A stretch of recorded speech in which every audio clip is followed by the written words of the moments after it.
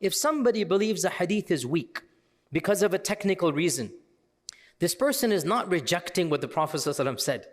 That's absolutely incorrect. The person is saying, I don't believe the Prophet ﷺ said it. There's a big difference between the two, right? One scholar might say this hadith is authentic. Another scholar says, no, I looked at this chain and I think this is weak. It's a technical ikhtilaf. What is happening in Bilad al-Sham, I thought that one of the things that I should do is to discuss some of the ahadith, some of the traditions that are going around that we should be aware of with regards to the modern realities. That is because when it comes to the signs of the Day of Judgment, Bilad al-Sham, or this area of Syria, it plays a very vital role. And there are many traditions about Bilad al-Sham. And today we will be discussing not the authentic ones, but some of the ones that are very weak or fabricated, but are very common on the internet.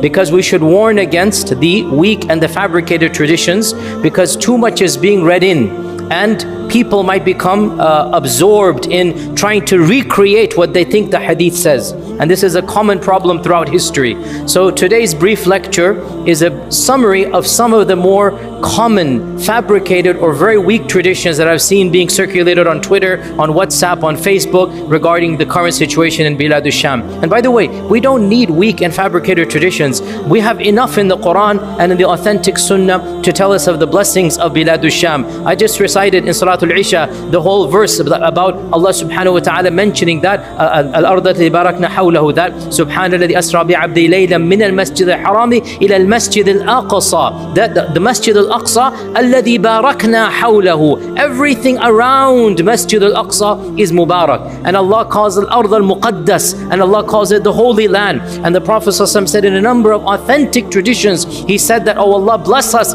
in our Bilad al-Sham, bless us in our Bilad al-Sham, barik lana fi shamina. And he said this when Bilad al-Sham wasn't under Muslim control, it was under Roman control. And he said this is supposed to belong to us because this is where the prophets walk, this is the holy land, it belongs to us. So we don't need weak and fabricated traditions, and yet we find them commonly circulating amongst the masses. Now before I get to one or two examples, very brief introduction. I know I've spoken about this a lot of times, but still a quick, very quick refresher course. Why are there so many, weak and fabricated traditions? We need to understand the science of hadith is a very different science than any other science known to mankind. It is a unique science to the Muslim Ummah. No other tradition invented a tradition or a science like the sciences of hadith. There is the unanimous consensus of the scholars of Islam that the sciences of hadith are one of the unique contributions to human civilization that only Muslims have done. Jews did not have it, Christians did not have it. They didn't have a mechanism to sift what their prophet said, the good from the bad, the weak from the authentic. They had no mechanism, and we see this reality.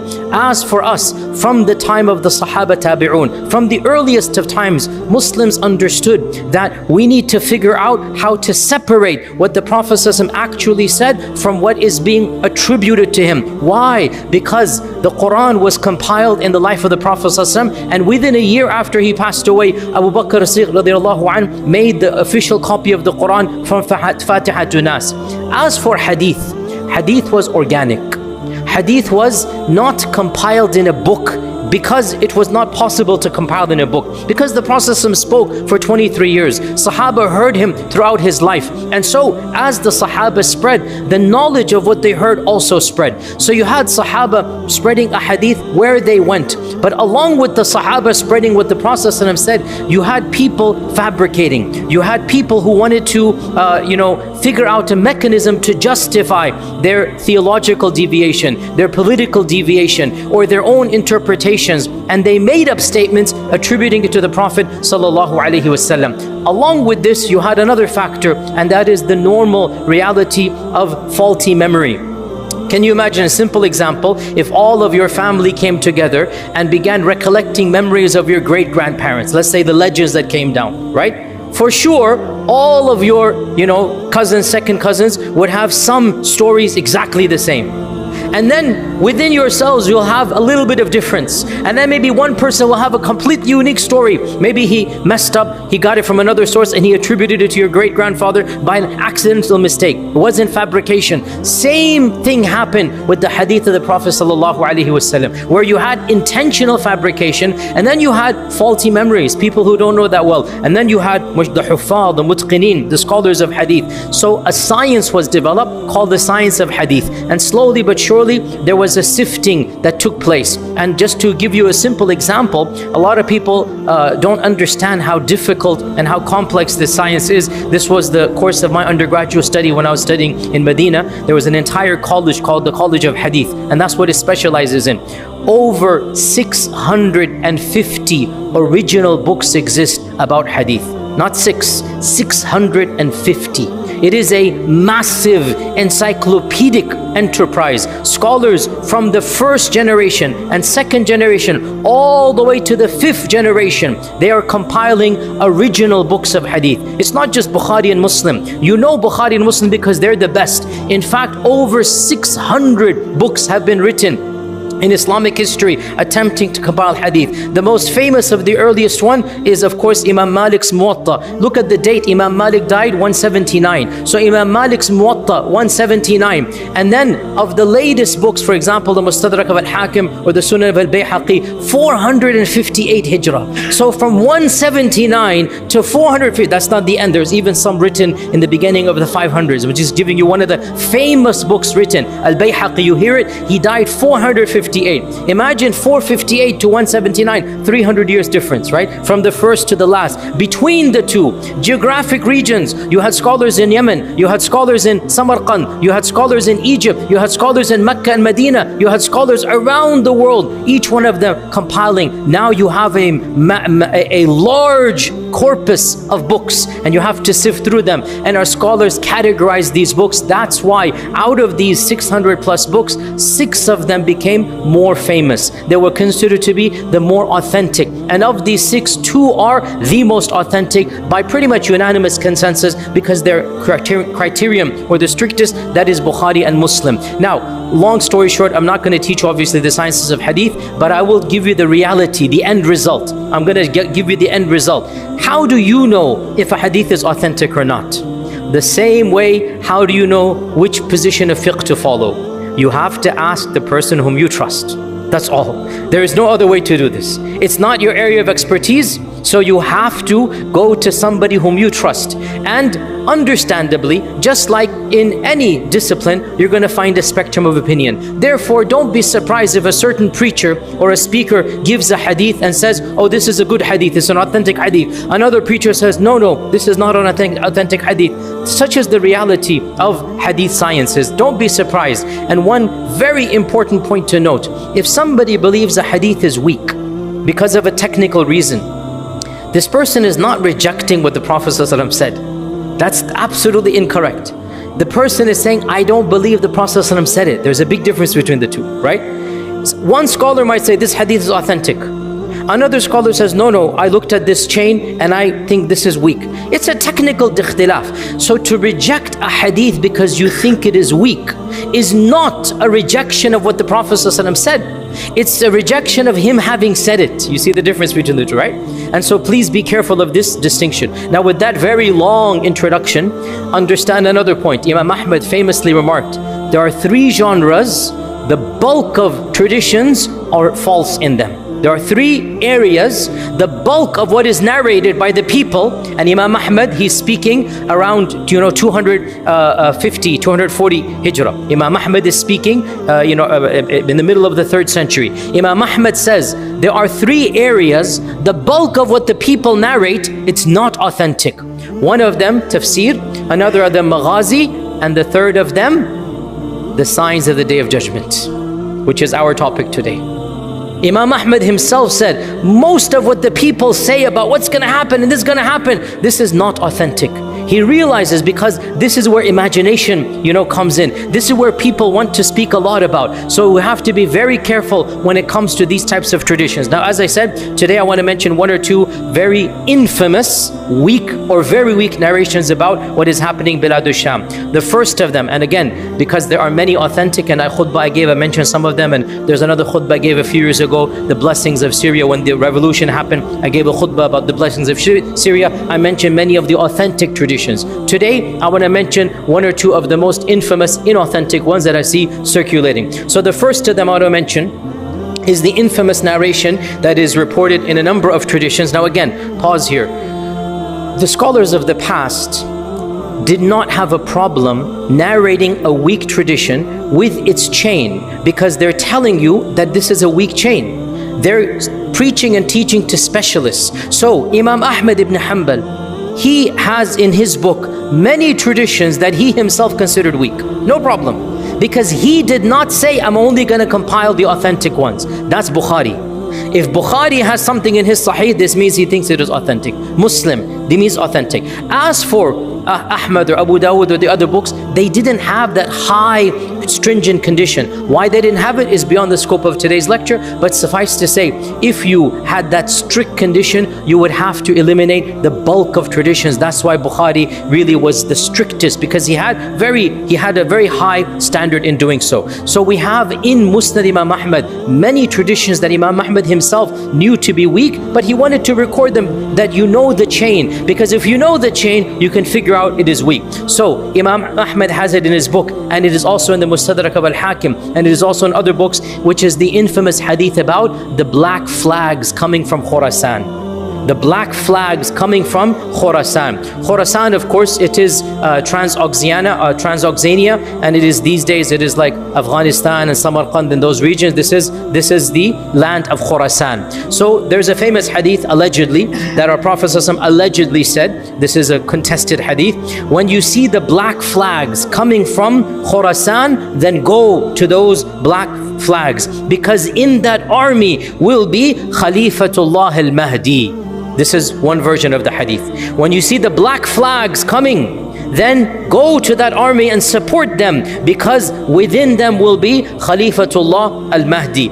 And in Ibn Majah, a similar version, but a longer version, that allegedly a hadith goes that there shall be a civil war in which 3 armies will fight over a treasure. All of them are the sons of a Khalifa, they're all princes, and then none of them is going to be successful. And then a black flag will come with an army from Khurasan, and they will kill everybody like nobody else has been killed. Then when you see them, then go towards them, even if you have to crawl on ice, and give your allegiance to that army, because in that army is Khalifatullah al-Mahdi. End hadith. Now, this hadith is the famous hadith of the black flags, right? And throughout Islamic history, it has always been invoked that there's going to be an army of black flags, and that army was going to be the righteous army, and it will have the Mahdi within it. By the way, even a few years ago, when Afghanistan happened, and the group came over there, they also have the black flag, and Afghanistan is Khurasan. It is the same land over there, and so this hadith also became popular over there, and now we have it again being resurrected. But in fact, this hadith, according to many scholars, and this is my humble interpretation as well, their opinion as well, this hadith is actually not authentic at all, and it has been considered weak by many scholars, including Imam Ahmad, including in our times Dr. Hatim al-Auni, and the great Syrian scholar Sheik Salahuddin al-Idlibi, and other scholars have written treatises in which they have made this hadith weak. Now, I don't want to get into technicalities, but understand one thing. When the Abbasids revolted against the Umayyads, the Abbasids, when did they revolt? Which year did they revolt? Who knows the year in Hijrah? Quick quiz. When did the Abbasids revolt against the Umayyads? Quick quiz. Close, very close. So, within the 2nd century, so the middle part of the 2nd century, meaning from 147 to 151 in this era. This is 100 years before Bukhari, by the way, right?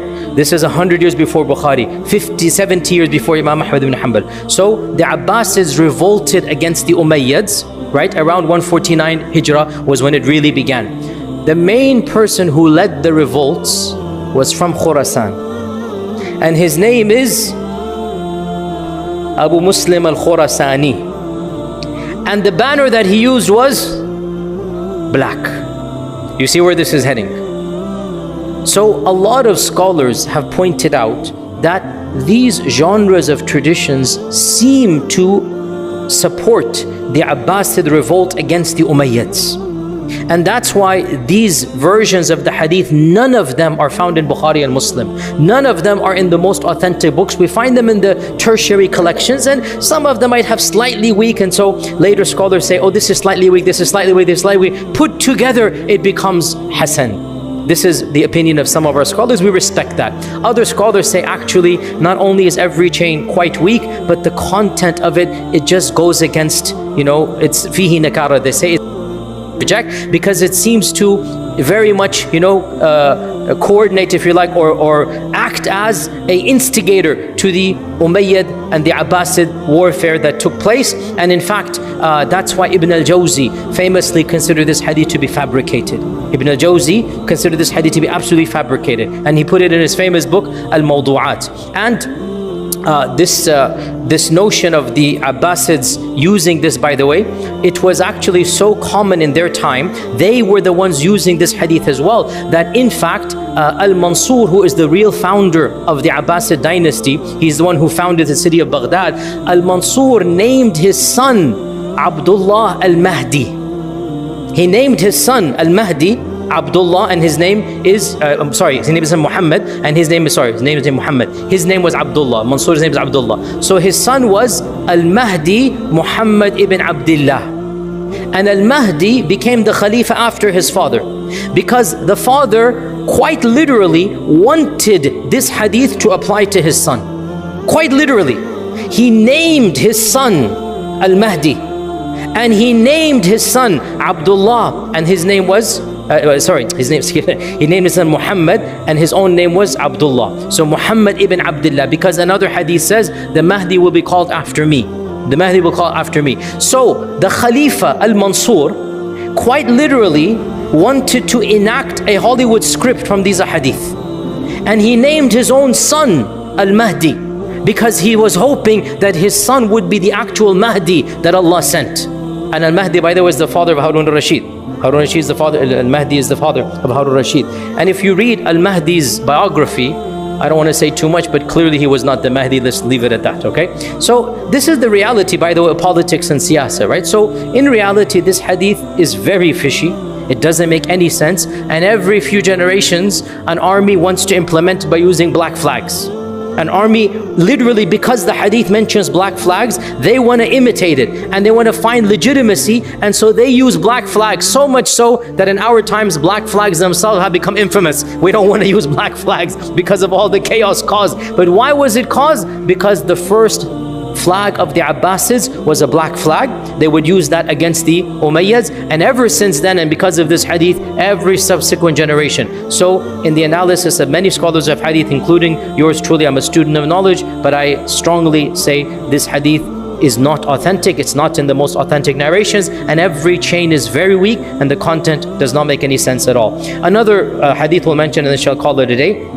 And this one I'm seeing, literally I saw at least 10 accounts mentioning it all over social media. It is called the famous hadith of the Sufyani. The hadith of the Sufyani hadith. And this hadith is not even found in the Kutub al-Sitta. It's actually found in the very tertiary books. As I said, there's 600 plus books of original hadith written. One of the most obscure ones, which is full of very weak and fabricated narrations about the Day of Judgment, it is called Kitab al-Fitan of Nu'aym ibn Hammad. Kitab al-Fitan. It's a 2-volume book, and it's all about the signs of the Day of Judgment. And it is well known to be full of extremely shady, very apocryphal, very dubious hadith, which just too vivid, too much detail. It's not a source book at all, but of course it exists. And this narration of Sufyani is found in that book, Kitab al-Fitan, is found in this book. And it reads as follows, that the Arabic is very long, يَخْرُجُ رَجُلٌ يُقَالُ لَهُ سُفْيَانِي, that a man will come who shall be called a Sufyani, from a Sufyan. A man will come, he will be called a Sufyani, and he will come from the depths of Damascus. By the way, Ibn al-Jawzi, Ibn al-Qayyim, Ibn Taymiyyah, other scholars say, anytime a hadith is very specific about the future, know that it is fabricated. One of the signs of fabrication is that it mentions names and dates and specific occurrences. Our Prophet didn't speak like that. He spoke in generalities about the signs of the Day of Judgment. So now you have, there are hadith that mention in the year such and such this will happen. There are hadith that mention right now, from the land of Damascus, a man by the name of Sufyan will come out. It's not something that is normal in authentic hadith. These are signs that this hadith is, very fishy. So the hadith goes on, alleged hadith. A man will come from Damascus, from the depths of Damascus, by the name of Sufyan. The majority of his followers will be from the tribe of Kalb. He will kill everybody to the extent of ripping open the bellies of women and killing the unborn children. Then the tribe of Qais will gather against him, and he will kill all of them, leaving no one to be able to prevent the harm that he is doing. Then a man will come from my household, Ahl Bayt the Mahdi. A man will come from my household. He would rise in the district of Al-Harra, and the news will reach Al-Sufyani. He will send an army to confront him, but they will be defeated. Sufyani will then march with his own forces. Then when they reach a desert area by the name of Al-Bayda, Allah will cause the earth to swallow them, and none of the Sufyani army will survive except a few who will tell others what happened. End hadith. Now, this hadith is now being forwarded everywhere because I don't want to get too specific with their interpreting a certain person to be the Sufyani, another person to be the tribe of Kalb, another group to be the tribe of Qais, and everybody. So they literally read this hadith, they look at what is happening, and they start assigning like children playing games. You play this, you play this, you play this, and then they pretend this hadith is applying over here.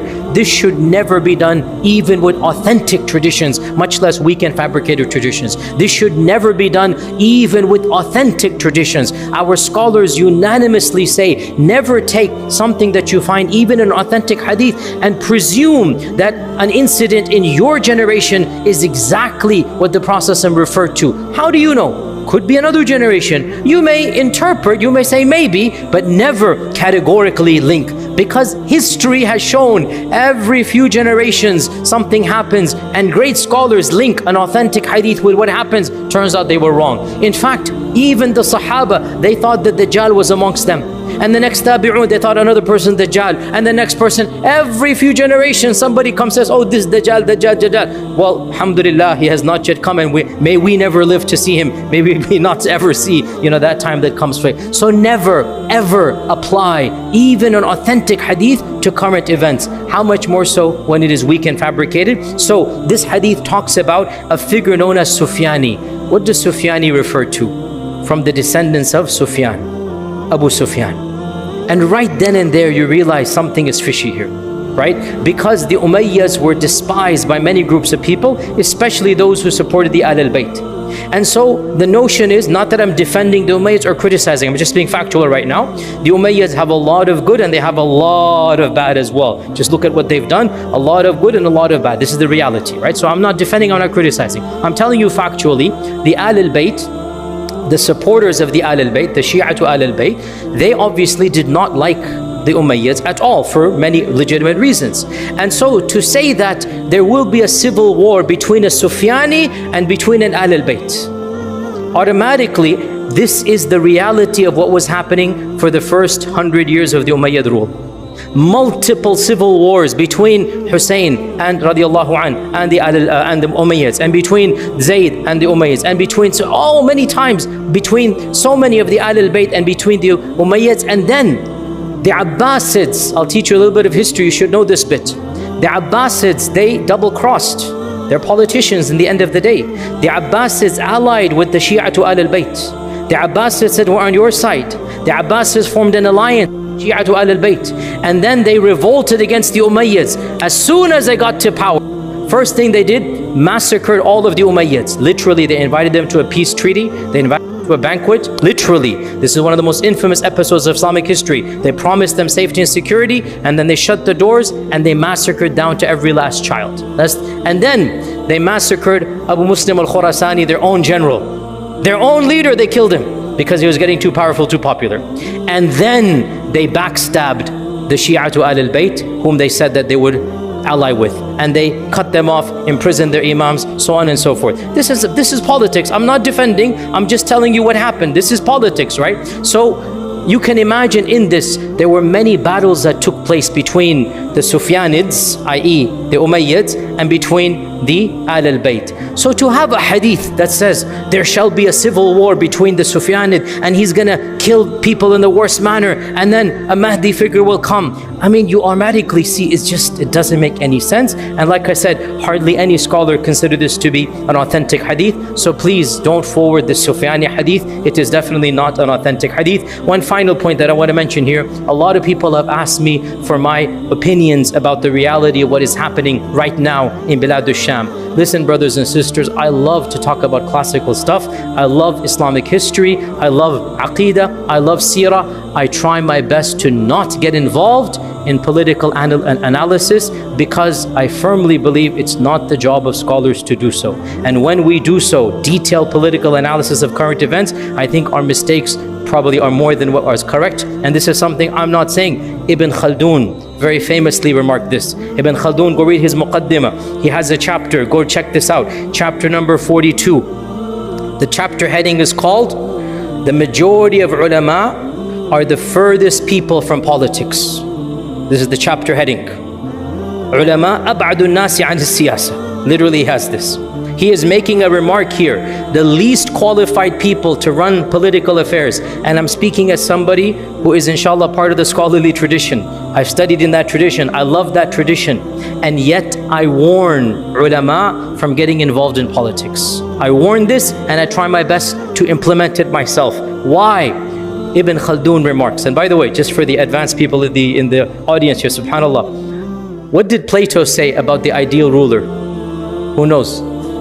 Plato, Aflatun. Plato said the ideal ruler is who?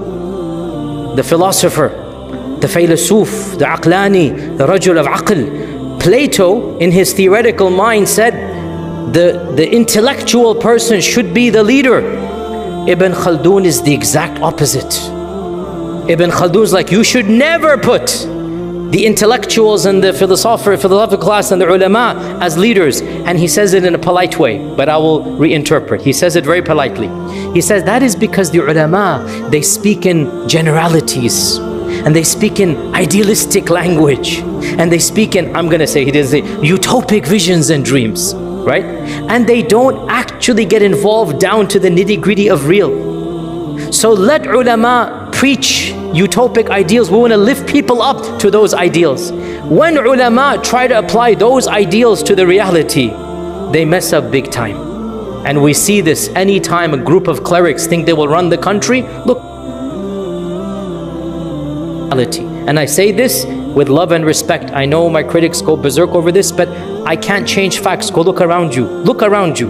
Wherever modern scholarship has taken over a country, look at what it has done. The very people start to, astaghfirullah, hate Islam, a'udhu billah. Because scholars don't understand. People are not qualified to be all the way up there. You have to start at the bottom. And that's why Ibn Khaldun points this out, that look, scholars are great for khutbas and durus. Scholars are great to inspire, but scholars are not qualified to actually rule over. And that's why, look at Islamic history. Only in the time of Khulafa al-Rashidun. That's it. That's why they're Khulafa al-Rashidun. That's it. And even they could not, their people could not live up to their standards. That's why what happened. Even in the time of Ali radiallahu anhu, and he was who he was, the people could not live up to that. This is the reality, the disconnect between theory and reality. We see this, and with utmost respect, look at the Arab Spring. I don't want to get too blunt here, but everybody, look at your own countries. The good people who went into politics, where are they now? Where are they? I'm not being too explicit, but you know where I'm from? Look at what happened back there. And look at Egyptians, look at others as well. So my humble advice as a student of history to my brothers in Syria, and I know it's not going to reach them, but it's generic advice. Learn from the mistakes of the last 20 years, rather the last 1,400 years. Learn from history. Learn from history. Don't expect society to become ideal overnight. You have to give freedoms to everybody. We want religious folks to be religious. We want religious folks to be able to preach and teach. But in order for them to preach and teach, you cannot enforce a harsh version on other people. And therefore, levels of freedom for everybody is actually the lesser of two evils. And that's why in America, and in Western lands, we can flourish the way we can flourish. This is the reality, the awkward reality that most people of a theoretical ilmi nature don't understand. Learn from history, understand. When you let others live, they will let you live. When you let others breathe, they will let you breathe as well. But when you try to enforce one very narrow version, whatever it might be, whether it's Ba'athism, whether it's harsh secularism, whether it is your version of Islamic law and the people don't want it, well then what happens. So learn from history. My sincere advice to them is that the goal, we want religiosity to be something that is cherished. We want preachers and ulama to have the freedoms to preach and not be criminalized. And perhaps the only way to do that is to allow people a level of freedom that everybody can inshallah ta'ala accommodate. We make dua for our brothers and sisters in Syria. We make dua that Allah subhanahu wa ta'ala blesses them. We make dua that Allah subhanahu wa ta'ala provides safety and comfort for all of the people and allows them to be a role model for other Muslim nations around the world. Inshallah, we'll continue next week. Assalamu alaikum wa rahmatullahi wa barakatuh.